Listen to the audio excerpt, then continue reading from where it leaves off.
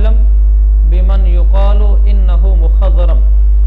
ये किताब उसके बारे में लिखी गई है जो मुखज़रम था, और इसमें 40 मुखज़रम को उन्होंने जमा किया है। ये अम्र इब्न मैमून के बारे में कहा। ये भी अब देखो, एक ये भी आगे चलो, एक उवैस करनी, एक अम्र इब्न मैमून, दो नाम तो याद रख लें। अम्र बिन मैमून, किताब का नाम तज़किरतु तालिबिल मुअल्लम अअलम युअल्लिमु, तज़किरतु तालिबिल मुअल्लम बिमन युकालु इन्नहु मुखज़रम। आप कॉपी पे नहीं लिख रहे? मैंने अर्ज किया था कि आप अपनी कॉपी किताब बना लें, जिसमें मैं जितनी किताबें दरमियान में बताता जाऊंगा और वो सारी वहां लिखते जाए। यहाँ भी भला लिखना चाहे सबक से मुतल्लिक़, लेकिन एक जगह अलग लिखते जाए, आपके पास अच्छा खासा इंशाअल्लाह ज़ख़ीरा जमा हो जाएगा बिफ़ज़्लिल्लाह ताला। तो मैं अम्र बिन मैमून कहते हैं, रअयतु फिल जाहिलियति क़िरदतन इज्तमा अलैहा क़िरदतुन क़द ज़नत फ़रजमूहा फ़रजमतुहा मअहुम। ये बहुत अहम हदीस है, बहुत अहम हदीस है। किस लिहाज से अहम मैं बताता हूँ। अम्र बिन मैमून कहते हैं कि मैंने ज़माने जहलियत में बंदर देखा, यानी एक बंदर था, इज्तमा अलैहा क़िरदतुन, उस पर कई बंदर जमा हो गए। क़द ज़नत, वो जो बंदर था जिस पर जमा हुए थे उसने जिना किया था। फ़रजमूहा, तो जो बंदर उसके ऊपर जमा हो गए थे, उस पर इकट्ठे हो गए, इन सब बंदरों ने उसको रजम किया उसके जिना की वजह से। फ़रजमतुहा मअहुम, लिहाजा मैंने भी, अम्र बिन मैमून कहते हैं, मैंने भी उस बंदर को जिसने जिना किया था उसको संसार किया, रजम किया अपने इन दूसरे बंदरों के साथ मिलकर। हदीस में बड़ा वाज़ेह सा इश्काल है कि ये कैसी बात है कि बंदर ने जिना किया, बंदर गैर मुकल्लफ है, फिर इंसान नहीं है, फिर बंदर ने जिना किया, और हदीस बुखारी की, बंदर ने जिना किया, फिर बाकी बंदर जमा हुए, बाकी बंदरों ने उसका रजम किया, यानी जैसे एक ज़ानी को संसार करते हैं, तो मैंने भी उनके साथ मिलकर उसको रजम किया। ये बात तो बिल्कुल खिलाफ अकल है। चलो यूं तो कह सकते थे हदीस ठीक नहीं है, तो चलो बात खत्म होगी, ये तो सही बुखारी की हदीस है। तो इसमें मैं कहता बहुत अहम हदीस इसलिए है कि देखो, हमने हदीसें, शरीयत की बातें हमारे पास पहुँचेंगी, उसमें बाद बातें ऐसी होंगी जो हमारी अकल के खिलाफ होंगी। ये पिछले दरसों में भी मैं कहा करता हूँ, ये पिछले तलबा को भी, ये बहुत अहम सबक है हमारी ज़िंदगी का, कि बाद दफ़ा एक हदीस, एक आयत आपके सामने ऐसे आएगी कि अकल अव्वल वाले में उसको झुटला देगी।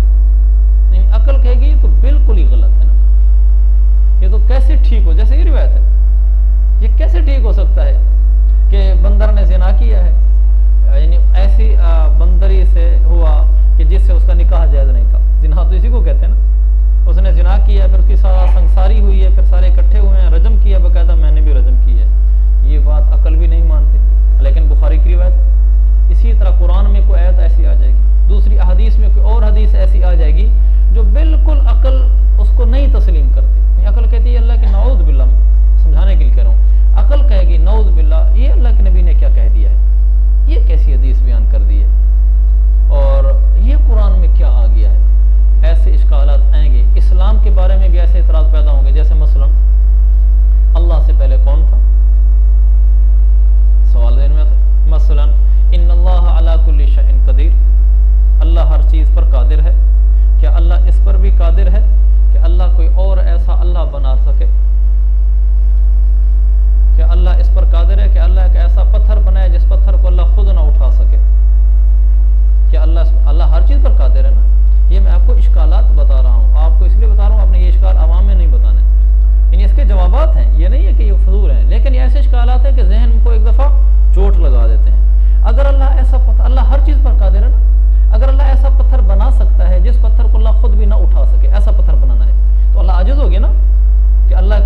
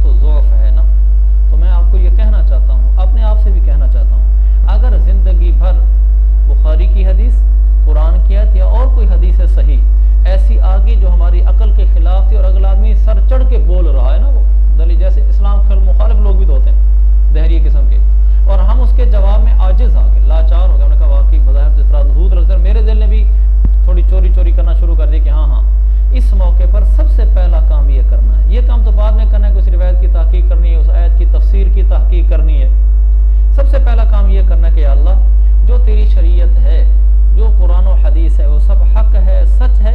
मेरी अकल में आए तो भी हक सच है, मेरी अकल में ना आए तो भी हक सच है। बस ये पहला काम है, ताकि खुदा ना खासा अगर उसी दिन हमारी मौत लिखी हुई है और हम अभी तक तरद्दुद में थे कि यार ये कुरान ने क्या कहा है, यार ये अल्लाह के नबी ने क्या कह दिया, क्या कर दिया, और हमारे दिल में ऐसी कोई थोड़ी सी भी बात आ गई इस्लाम की हकानियत और सदाकत के ऊपर हर्फ डालने लगी कि कुछ ना कुछ इस्लाम में भी कमजोरियां हैं, इसी हाल में मौत आ गई तो बहुत खतरनाक मौत होगी। ये तो डामाडोल था कुरान हदीस के ऊपर भी।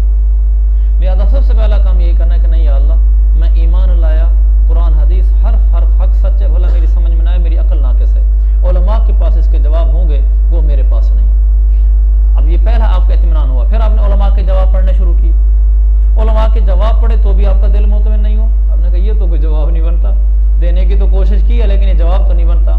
फिर शैतान हमला करेगा, जवाब पढ़ लिया, अब क्या है, अब कहो कि ये जरूरी थोड़ी है कि इस आलिम का जवाब हर्फ आखिर हो, फौक़ कुल्लि ज़ी इल्मिन अलीम, हर बड़े आले कुल्ली क्या है, हर घोड़े को ठोकर लगती है, लिकुल्लि जवादिन कबवत, हर घोड़े को, हर आला नस्ल के घोड़े को भी ठोकर लगती है। तो बड़ा आलिम भी गलती कर सकता है, जवाब देने में तसामु कर सकता है। शेखुल इस्लाम से तक सबसे बड़ा आलिम कौन होगा? उनकी किताबों में तसामुहात नहीं, बिल्कुल उनको खुद अपना आता है। अल ईज़ाह के नाम से एक मज़मून अल बलाग रिसाले में, अल ईज़ाह, उसमें वो ये लिखते हैं कि मुझसे फलां किताब में ये गलती हुई, फलां जगह ये गलती हुई, सही है, खुद लिखते हैं। तकी सबसे गलतियां हो के बाद में रुजू हो रहे हैं तो गलती कैसे नहीं हो सकती? तो इसलिए अगर उस आलिम के जवाब से इत्मीनान नहीं हुआ कि भाई इसका जवाब कमजोर है, किसी और के पास हो गया, मेरी उस जवाब तक रसाई नहीं हो सकी। लिहाजा ईमान के साथ दुनिया से जाना है। अपने आप को कभी भी ये नहीं समझना कि नहीं यार हम पढ़े लिखे, हम आलिम भी हैं, दलाइल भी पढ़ लिया, अल्लामा आइनी का कलाम पढ़ लिया, इब्न हजर पढ़ लिया, अभी भी इत्मीनान नहीं हो रहा, इनसे बड़े आलिम कौन है? बस वाकई ये कमजोरी है और सबसे बहुत बड़ा खतरा होगा। बाज़ दफा बड़ी किताबों में वो जवाब नहीं होता जो छोटी किताबें मिल जाता है, बाज़ दफा ऐसा होता है। बाज़ दफा बड़े उलमा के कलाम से तसल्ली नहीं हुई, एक गैर मारूफ किताब से तसल्ली हो गई, जैसा कि आज होने लगा है, इसलिए मैं बात कर रहा हूँ। तो फिर अपने आप को इत्मीनान जरूर रखना है, फिर उसकी तहकीक करो इस लिहाज से कि इल्म में इजाफा होगा और मैं लोगों को अक्ली लिहाज से मुतमिन कर सकूंगा, वरना अकीदे के लिहाज से मैं मुतमिन हूँ, मुझे कोई परेशानी नहीं। जैसे ये हदीस है, अब ये हदीस कितना बड़ा इश्काल है, बुखारी की रिवायत है, इसकी वजह से बाज़ लोग फिसल भी गए, इब्ने जौजी जैसे फिसल गए। उनको इस्लाम पे एतराज नहीं हुआ लेकिन फिसल गए। इब्ने जौजी ने कहा यह हदीस मौजू है, इसलिए कि अकल के खिलाफ, लिहाजा इस रिवायत को मन घड़त रिवायत उन्होंने करार दे दी कि रिवायत ठीक नहीं, इसलिए कि अकल के खिलाफ। इब्ने जौजी रहिमहुल्लाह ताला शिद्दत में बहुत ज्यादा शिद्दत में बहुत आगे हैं, इसलिए उलमा के यहाँ अल्लामा इब्ने जौजी रहमतुल्लाह अलैह जरह में गैर मोतबर हैं। ये जरह है ना उनकी, हदीस पर जरह की हदीस मौजू है, जरह में इब्ने जौजी गैर मोतबर हैं और तसहीह में, तौसीक में हाकिम गैर मोतबर है। हाकिम की किताब है ना मुस्तदरक, अल मुस्तदरक अल सहीहैन, इमाम हाकिम की किताब है। तो वो बहुत सारी हदीसों कहते हैं हदीसुन सहीहुन अला शर्त अल बुखारी व मुस्लिम, हदीसुन सहीहुन अला शर्त शेखैन, और नीचे उनके ऊपर अल्लामा ज़हबी का कलाम है। वो बाद में कह देते हैं कि हदीस बिल्कुल वाहिन हदीस बिल्कुल, बाद में शायद बाजू का मौजू भी लिखा है या ज़ईफ तो लिखा है, और वो कह रहे होते हैं सही अला शर्त शेखैन, बुखारी और मुस्लिम की शरायत के मुताबिक हदीस सही है। बुखारी मुस्लिम में नहीं है लेकिन उन्हीं की शर्त पर उतरने वाली हदीस है, और नीचे लिखा होता है हदीस ज़ईफ है। ज़हबी ने उन पर काम किया, अलहदा मुस्तकिल तलखीस किताब का नाम। तो बहरहाल इब्ने जौजी की जरह गैर मोतबर है जब तक उसकी ताईद में किसी और की जरह ना आ जाए। अगर वो अपनी जरह में मुतफर्रिद है, सारे उनके खिलाफ हैं, तो इब्ने जौजी की जरह मोतबर नहीं। इमाम हाकिम किसी की तसहीह कर रहे हैं कि हदीस सही है, रावी की तौसीक कर रहे हैं, बाकी कह रहे हैं कि रावी गैर मोतबर है, तो इमाम हाकिम की तसहीह गैर मोतबर है। इसी ज़िमन में मौजूदा हमारे ज़माने के जो करीबी में गुजरे हैं बहुत काबिल आलिम थे, इख्तलाफ अपनी जगह पर, लेकिन इनाद नहीं होना चाहिए। अल्लामा नासिरुद्दीन अलबानी रहमतुल्लाह अलैह बहुत मशहूर आदमी गुजरे हैं उलमाए अरब में, और उलमाए अरब उनको बहुत बड़ा उनको मकाम देते हैं। ताकि शेख सुदैस से मैंने खुद सुना जुम्मे के खुतबे में हज के मौके पर, जबकि पूरी दुनिया ही होती है, हज के मौके पर खुतबे के दौरान हदीस पढ़ी और हदीस के पढ़ने के बाद दौरान खुतबे का सहाहुल अलबानी ने सही कहा। तो वो बहुत बड़े आदमी थे अलबानी, कोई शक नहीं है, लेकिन उनके तसामुहात भी थे, तनाकुज़ात भी थे, इख्तलाफात भी हैं हमें उनसे, लेकिन इल्मी शख्सियत थे, इतना एतराफ़ हम करते हैं। अगली बात ये है कि इब्ने अल्लामा नासिरुद्दीन अलबानी भी जरह में शदीद हैं। वो भी अगर किसी रिवायत पर जरह कर देते हैं तो उस पर गौर करना चाहिए। लिहाजा चूँकि वो जरह में शदीद हैं, चुनांचे अगर वो किसी रिवायत को सही करार देते हैं, इतनी शिद्दत वाला किसी को सही करार दे दे तो उसकी सही ज़रा सी ताकतवर होती है, इल्ला ये कि उस सही से उनके अपने मसलक की कोई तईद हो रही हो, फिर ज़रा वो काबिल गौर हो जाएगी। वरना अगर उनके अपने मसलक, अपने नज़रियात, अक़ायद की और मसाइल की तायीद ना हो रही हो, उमूमी हदीस को अल्लामा अलबानी सही कहें तो इसे समझो वो सही है फिर, क्योंकि वो जरा बड़ी जल्दी कर देते हैं, रवायतों को ज़ईफ़ बहुत जल्दी कह देते हैं।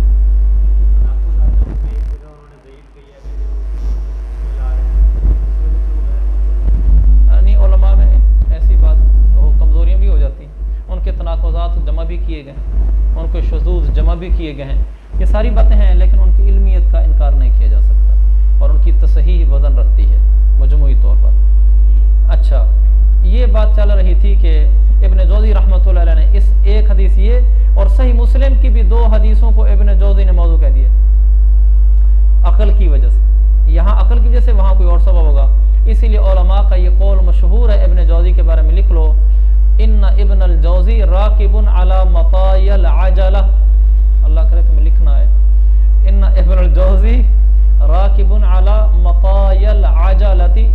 इस हदीस की जो मैं तशरीह कर रहा हूँ, इसका बेशतर हिस्सा फैज़ुल बारी से कर रहा हूँ, हज़रत अनवर शाह साहब की। ये जुमला भी उन्होंने लिखा है, मताया मतियत उनकी जमा सवारी, मीम क़ौ, मतायल आजला, आजला पहिया, वो पहिए वाली सवारियों पर सवार है,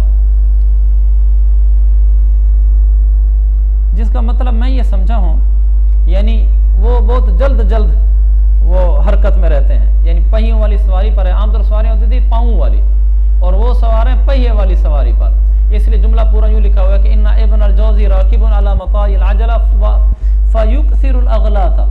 लिहाजा बहुत ज़्यादा गलतियाँ करते चले जाते हैं। जल्दी में रिवायत देखी तो चूँकि वो कार पर सवार है, मतलब जल्दी से देखी, कहा ये मौजू है, फिर आगे देखी, इसलिए वो कहते हैं उनसे गलतियाँ बहुत होती हैं। उनकी जलालत शान है, उनके हमारे दिल में उनकी कमी ना है, लेकिन इल्मी नक़द तो शरीयत का हिस्सा है। अगर इल्मी नक़द किसी पर नहीं करेंगे तो दीन तो महफूज ही नहीं रहेगा। अगर सबको कहेंगे सारे ज़रा ठीक है, इसमें मुदाहनत नहीं होनी चाहिए, चाहे मेरे उस्ताद ही क्यों ना हों, मेरे शेख ही क्यों ना हों, चाहे मैं उनका मुअतक़िद और गर्वीदा ही क्यों ना हूँ। अगर हमें हमारे उस्ताद, हम अगर अपने उस्ताद, अपने शेख, अपने मुअतक़द में भी कोई बात देखेंगे जो शरीयत के मुवाफ़िक नहीं है, इकराम, एहतराम, इज़्ज़त अपनी जगह वो बरकरार रखेंगे, लेकिन उनकी उस बात पर हम जरा करेंगे, हम कहेंगे ये इनसे ठीक नहीं हुआ, ये इनका तसामुह है, इसमें हम इनके साथ नहीं, वरना मुदाहनत हो जाएगी।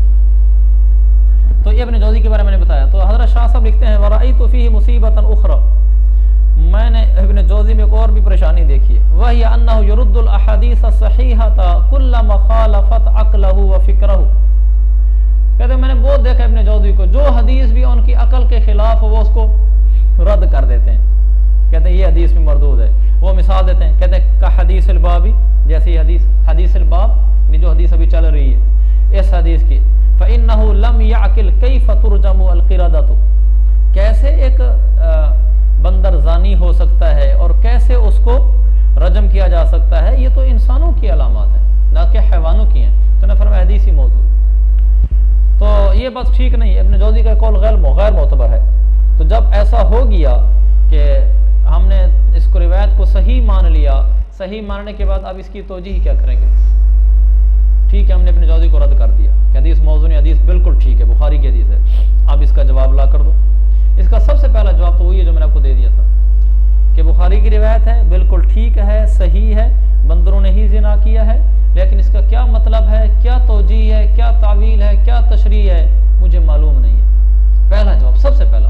दूसरा, फिर हमने किताबें देखी, फतुल बारी देखी, उम्दतुल कारी देखी, दूसरी उर्दू शुरूहात देखी, तो दिल मुतमइन नहीं हुआ। तो फिर भी हम कहेंगे ये इनके पास जवाब नहीं होगा, किसी और के पास होगा, चुनांचे यही यहाँ भी पेश आ रहा है। तो तो मैंने इसमें फतुल बारी देखी तो उन्होंने एक जवाब दिया है जो किसी हद तक लगता भी है, लेकिन उन्होंने इहतिमाल करके ऐसे कुछ लिखा है। और एक जवाब तुहफतुल कारी उर्दू शरह है, उन्होंने दिया है। ये दो जवाब ही मैं आज तक तुलबा को बताता रहा। लेकिन परसों गुज़श्ता रात फैज़ुल बारी का मैं मुताला कर रहा था तो उसमें मुझे एक ऐसा जवाब मिला, अनवर शाह साहब का जवाब भी नहीं, अनवर शाह साहब का इशारा है, जवाब भी फिर आगे उनका शागिर्द का है, मौलाना बद्र आलम मीरठी रहमतुल्लाह अलैह थे। तो वो उन्होंने उसके आगे हज़रत शाह साहब के जवाब को थोड़ा सा वाज़े करके लिखा है। वो फरमाते हैं कि इसका ये जवाब हो सकता है, ये जवाब है, और ये बड़ा वाक़या लिख दिया। तो मेरा दिल बड़ा मुतमिन हो गया। तो बाद दफ़ा बड़ी किताबों से नहीं दिल मुतमिन हुआ, किस छोटी से हो गया, ऐसा हो सकता है ये। हाँ, तो इसलिए अब जो जवाब दिया है ना उन्होंने फतुल बारी इब्न हजर रहमतुल्लाह, उन्होंने फरमाया यहतमिलु अन यकून अल्लज़ीना मुसिखू लम्मा सारू अला हय्यतिल क़िरदति मा बक़ाई अफ़हामिहिम आशरतहुमुल क़िरदतुल असलियतु लिल मुशाबहति फ़ी शक्लि फ़तलक़्क़ू अन्हुम बअद मा शाहदूहु मिन्हु अफ़आलहुम फ़हफ़िज़ूहा व सारत फ़ीह। उन्होंने फरमाया कि ये एहतमाल हो सकता है कि जो खिंजीर ऐसे थे, एक बात उन्होंने तो ये जवाब दिया कि जो खिंजीर जो है ना मसख हुए थे ना, खिंजीर बंदर, जो इंसान मसख होकर बंदर हो गए थे, ये उन्हीं की नस्ल में से चल रहे थे। जो इंसान बंदर बने थे शुरू में, वो असहाबे सब्त वाला वाक़या, जो बंदर बने थे उन्हीं की जब नस्ल चल रही थी तो थे तो असल में इंसान शक्लें बंदरों की हो गई थी।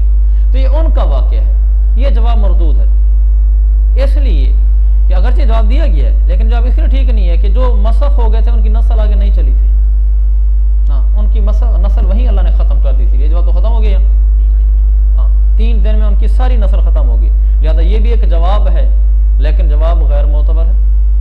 दूसरा जवाब ये है, शाह साहब ने लिखा है, शाह इब्न हजर रहमतुल्लाह ने लिखा है कि ये एहतमाल हो सकता है कि जो मसख हो गए थे लेकिन वो थे तो उस वक्त बंदर की शक्ल में, जो इंसान मसख होकर बंदर बने, उनके साथ कुछ और आकर बंदर मिल गए।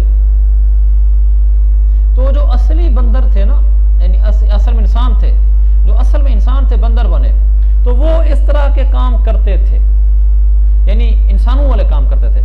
जो बंदर उनके साथ आकर मिले, उन बंदरों ने उनसे कुछ चीजें ऐसी सीख ली तो फिर ये चीज उनमें चल पड़ी। ये जवाब किस हद तक ठीक है और जो ये उस जवाब के तकरीबन करीब है जो जवाब से मैं मुतमईन हुआ। तो ये कहते हैं कि यानी कोई एक बंदर ऐसे थे जो बंदर उन बंदरों के साथ रहे। लेकिन ये जवाब इतना मजबूत नहीं है जितना जवाब बद्र आलम मीरठी साहब का या अनवर शाह कश्मीरी साहब का है। चूंकि शाह अल्लामा इब्न हजर फरमा रहे हैं उन मसखशुदा बंदरों के साथ कुछ बंदरों ने जिंदगी गुजारी, उनके साथ जिंदगी गुजार, हालांकि वो 3 दिन सारे रहे, वो तो इसलिए इस जवाब में मुझे सकम नजर आ रहा है। ये तो 3 दिन सारे रहे। शाह अनवर शाह अल्लाह फिर बार शाह साहब जुबान से निकलता है। इब्न हजर रहमतुल्लाह फरमाते हैं हाफिज साहब, इब्न हजर को हाफिज कहा जाता है। हाफिज अब ये कहते हैं कि उनके साथ रहे, उनके साथ रहें, चूंकि शक्ल में मिलते जुलते थे लिहाजा उनसे कुछ चीजें सीख ली और वो फिर आगे चलती रही तो वो आ गई। बस ये भी मुश्किल लगता है, 3 दिन में क्या कुछ सीखा होगा। और हमने तो ये याद पड़ता है कि पढ़ा कि 3 दिन के अंदर वो सिर्फ रोते रह गए थे, यानी आवाजें निकालते थे, रोते थे, आवाजें निकालते थे और रोते थे। उनके साथ तो कोई ऐसी मुआशरत हुई नहीं जिससे वो कोई ऐसी चीजें उन्होंने सीखी हो।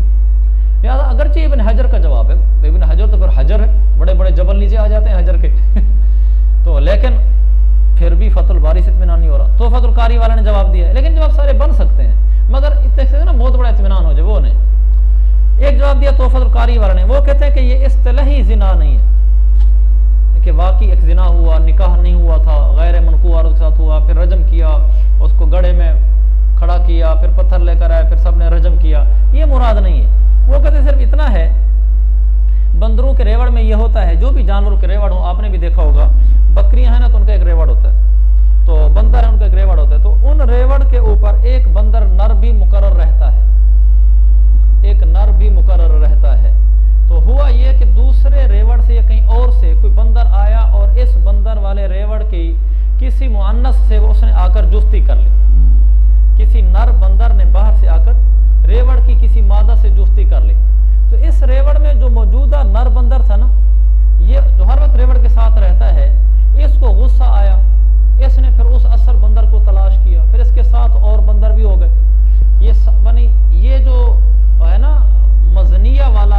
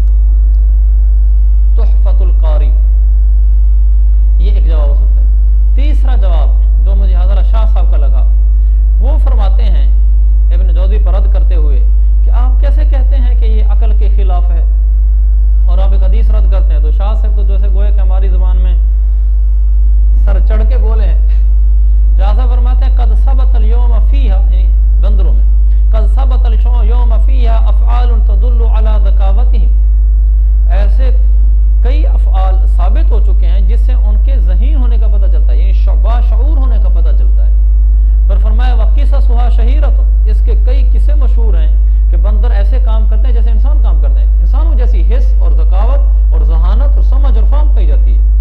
आगे लिखा कि ऐसे किस्से मशहूर हैं यतअज्जबु मिनहा कुल्लु ज़ी उज़ुनैन, हर इंसान वो सुनकर हैरान हो जाता है कि बंदर ऐसे काम करते हैं। कि आज भी ऐसे किस्से मशहूर हैं। इसके ऊपर नीचे उनके शागिर्द ने एक किस्सा लिख दिया।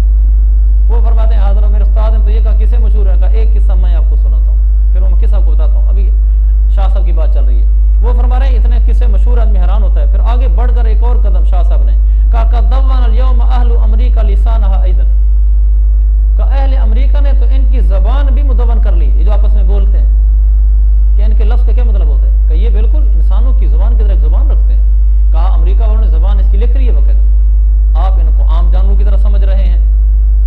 तो फरमाने लगे शाह साहब जब ये सारा कुछ है कि इनके किस्से भी मशहूर हैं इंसानों की जहानत की तरह, जैसा कि किस्सा शाह साहब ने तो नहीं लिखा, शाह साहब ने लिखा कि बहुत सारे किस्से मशहूर हैं, लिखे हाशिए में उनके शागिर्द ने किस्सा लिख दिया और ये भी लिखा कि उनकी जुबान मुरतब हो चुकी है। फिर शाह साहब लिखते हैं फमल इस्तिबादु फिर रज्म, तो फिर कौन सी ताज्जुब की बात है और न मानने वाली बात है इसमें।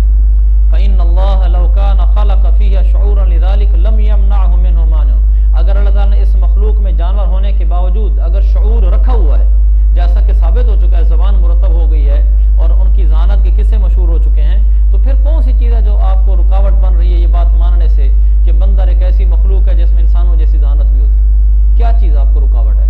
वो अगले ज़ुबान मुरतब कर रहे हैं और किस्से मशहूर हैं। कोई किस्सा, वो किस्सा लिखा बड़ा अच्छा है उन्होंने, उनके नीचे लिखते हैं मौलाना बद्र आलम साहब, मैंने पहले बताया था अनवर शाह साहब की कोई तसनीफ नहीं है सिवाय कोई एक अद के अत-तसरीह बिमा वरदा फी नुज़ूल मसीह या बिमा तवातरा फी नुज़ूल मसीह,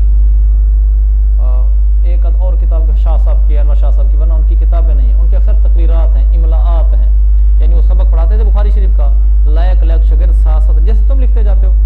यहाँ अलबत्ता उस्ताद भी नालायक और शागिर्द तो नालायक नहीं कह सकता, लेकिन ऐसा होता है कि बाद उस्ताद लायक होता है, वो अच्छी अच्छी बातें बताता है, बड़ी ताकीकी बातें बताता है, और जो लायक शागिर्द होते हैं वो तेज़ कलम होने की वजह से वो सारी बातें जब्त कर लेते हैं। इसको कहते हैं इमला। बाद में उस्ताद खुद इमला करवाता है, यानी बहुत अभी सासा लिखते जो लिखवाता जाता है ना, तो वो जो इमला लिखवा लेता है बाद में जो लायक लड़के होते हैं उनको मुरत्तब करके लिख लेते हैं। मुरत्तब करने में बच्ची खादी किताब बन जाती है, क्योंकि पूरे उस्ताद ने पूरी किताब पढ़ी और बहुत कुछ उसमें बताया है, उसको फिर वो छाप देते हैं, उसको कहते हैं अमाली। मतलब अनवर शाह साहब की लिखवाई हुई बातें अगर छापेंगे तो कहेंगे अमाली शेख अनवर शाह कश्मीर, ये उनकी अमाली है। यहाँ जैसा कि किताब के शुरू में लिखा हुआ है अमाली का लफ्ज़ बताने से वो लिखा फैज़ुल बारी अला सहीह अल बुखारी, नीचे लिखा मिन अमाल अल फ़क़ीह अल मुहद्दिस अल उस्ताद अल कबीर इमाम अल असर शेख मोहम्मद अनवर अल कश्मीरी सुम्मा अद दयूबंदी अल मुतवफ़ा 1352 हिजरी, जमअ हादिहिल अमाली व हर्ररहा मा हाशियत अल बद्र सारी इला फैज़ अल बारी साहिब अल फ़दीलत अल उस्ताद मोहम्मद बद्र आलम अल मीर तही मिन असाज़त अल हदीस बिल जामिअत अल इस्लामिया बिदाबहील। मीर तही मैंने इसलिए पढ़ा, वो मीरठी नहीं पढ़ सकते ना अरब लोग, क्योंकि बेरूत की छपी किताब है ना, मीरत ही या मीर तही वो इस तरफ पढ़ेंगे। वो थानवी को पढ़ते हैं तहानवी, अरबी में इराबी ऐसे लगते हैं तहानवी, ये मीर तही लिखा हुआ है, और डाभेल को बिदा बहील इस तरह लिखा हुआ है, क्योंकि वो डाभेल तो अरबी में हो ही नहीं सकता। तो ये उनके शागिर्द ने बदला, वो लिखते हैं किस साहब वक़द समेतु बिउज़ुनैया बाद मन शाहदा फ़ीहा क़िस्सतन अजीबतन, कहते हैं मैंने अपने कानों से वो किस्सा सुना है उस आदमी से जिसने खुद ये वाक़या देखा। बद्र आलम सब कह रहे हैं, बद्र आलम सब तो सिक्का कह रहे हैं, देखें फ़ाज़ा कराना हो रहा क़िरदतन फ़ी उनुक़िहा हब्लुन फ़तअल्लक़त बिग़ुस्नि शजरतिन फ़ख़्तनक़त फ़जाअत क़िरदतुन उख़रा फ़हल्लत फ़इज़ा हिया क़द मातत। मैं आपको उर्दू में बता देता हूँ वक्त बच जाए कि वो कहते हैं मैंने देखा कि एक बंदर आया, उसके गले में रस्सी थी, तो बंदर तो दरख्त पे चढ़ जाता है, वो जाकर ना गले में रस्सी से जाके दरख्त के साथ लटक गया, वो जो लटक गया तो गला घोंट गया, उसको गला घोंट गया तो वो मर गया। तो इतने में दूसरा उसका गला घुट गया, इतने में दूसरा वो बंदर देख रहा था, वो भागता भागता आया। अब ये वाकया है, हैरान होंगे, यानी जैसे इंसानों के साथ हो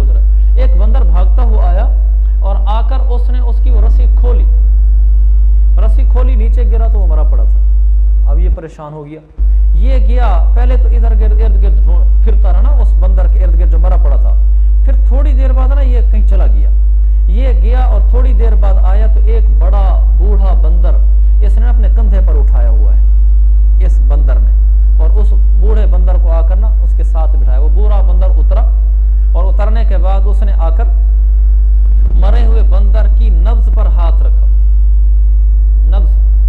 नब्ज पर हाथ रखा। और फिर उसके बाद जो बंदर इसको लेकर आया था, जवान बंदर, उस बूढ़े बंदर ने इस जवान बंदर के कान में कोई बात कही, कान में मुंह किया, ऐसे लगता था जैसे उससे कुछ ना कह रहा हो। अच्छा, फिर जब उसको कुछ कहा ना, इसके बाद इस जवान बंदर ने बूढ़े बंदर को वापस उठाया और वापस ले गया।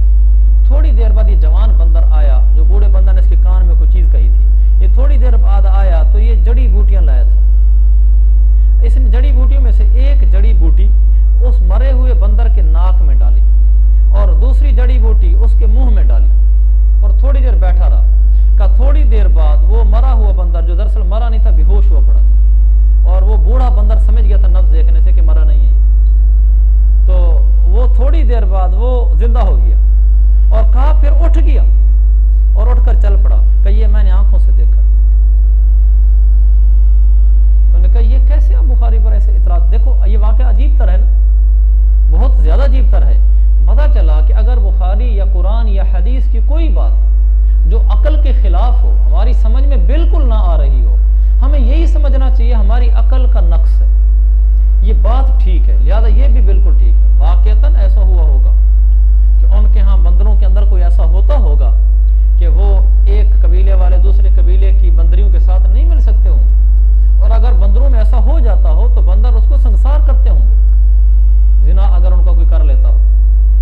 तो उनके यहाँ ये बंदरों में शऊर है, वो उनका ये निकाह ना हो जैसे हमारे निकाह होता है, लेकिन ये हदबंदी हो कि ये बंदर दूसरे कबीले रेवड़ की बंदरियों से नहीं कर सकता, या मुमकिन है ये शऊर भी हो, जिस दर्जे ये शऊर भी उनमें मुमकिन है हो कि ये इससे जिना किया जाए, इससे जुफ्ती करना जिना शुमार होगा, और जिससे जिना हो जाए फिर उसको रजम भी करते हों। जब इतना कुछ हो सकता है, जो वाकया मैंने आपको पढ़ के सुनाया, तो वो क्यों नहीं हो सकता?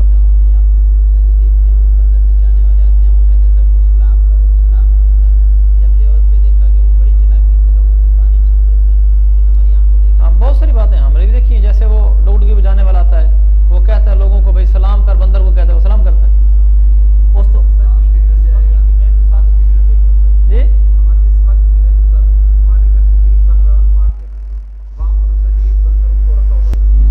ये हमारे तालिब इल्म साथी ने एक वाक़या सुनाया, कहने लगे पेशावर में एक बाग़ नारान है, कहने लगे मैं वहाँ गया हुआ था तो वहाँ बंदर थे, तो 3 बंदर थे, एक बूढ़ा बंदर था, एक जवान बंदरिया थी, एक उससे ज़रा कम उम्र की थी जैसे उस जवान बंदरिया की बेटी हो। तो जो बूढ़ा बंदर था तो उसके नाक और कानों में से खून आ रहा था, और ये कहने लगा अब्दुर्रहीम, कहने लगा मैंने वहाँ पूछा उससे कि ये किसने इसको मारा है, इस बंदर को? तो उन्होंने कहा नहीं आप खुद देख लो, मारा नहीं है। तो फिर उसने बताया कि दरअसल ये बूढ़ा बंदर, वो जो लड़की है छोटी बंदरिया, नौजवान लड़की, उसके पास जाता है मिलने के लिए, यानी जुफ्ती के लिए। तो जो उसकी माँ है वो इसको थप्पड़ और चपेड़े मारती है, और ये जख्म चूंकि बूढ़ा है उसका मुकाबला नहीं कर सकता जवान बंदरी का, तो फिर बैठ जाता है। फिर जब इसमें दिल में जज्बा उठता है उसको मिलने के लिए जाने का, फिर ये कोशिश करता है, तो वो उस बंदरी की जो माँ है वो इसको फिर थप्पड़ मारती है, तो ये फिर खा के बैठ जाता है। कहा ये तो मैंने अपनी आंखों से वहाँ देखा है, ये तो और ज़्यादा मुय्यद हो गया। और अब्दुर्रहीम तो सिखा रहा है बाबा और हदीस का तालिब इल्म है और हमारा नेक साले लड़का है। चलो जी, जो कुरान हदीस में आया है वो हक है और सच है।